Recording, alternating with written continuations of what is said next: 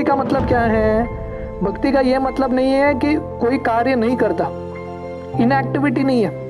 बहुत लोग क्या सोचते हैं, बहुत लोग सोचते हैं कि अरे भौतिक दुनिया में हम कार्य कर रहे हैं इसलिए हम कर्म में फंसते रहते हैं। तो आध्यात्मिक जगत मतलब क्या?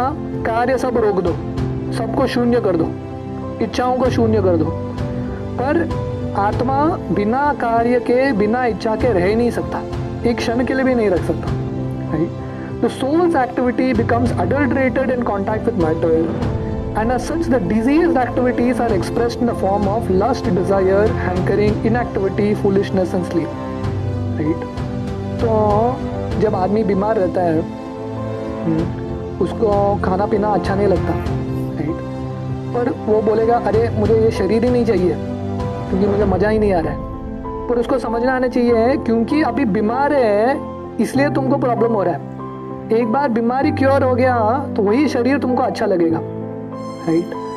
तो किसी का हाथ कुछ इन्फेक्शन आ गया हाथ में, तो बोलेगा हाथ बहुत दर्द कर रहा है, हाथ को काट के निकाल दो, फेंक दो, नहीं चाहिए हाथ।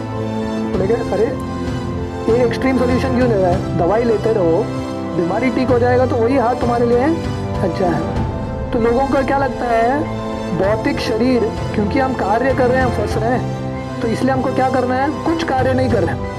आप हमको बोलो भक्ति का कार्य करो, बोले नहीं, हाँ हमको कार्य नहीं करना है, कुछ नहीं करना है। तो श्रील प्रभुपाद बोल रहे हैं यहाँ पे, क्योंकि हम भौतिक संसार में, माया के दुनिया में लगे हैं, इसलिए हमको डिजीज्ड कंडीशन है, हमको बीमारी हो गया। और वो बीमारी का सिम्टम होता है, हाँ, जैसे कोरोना वायरस किसी को हो गया, उसका सिम्टम क्या होता है? आदमी का ब्रेथ, लंग को इफेक्ट करता है, सांस लेना मुश्किल होता है, इसलिए वेंटिलेटर डालना पड़ता है। तो सिम्टम है सांस लेना बंद होता है। तो वैसे ही हमारा बीमारी क्या है?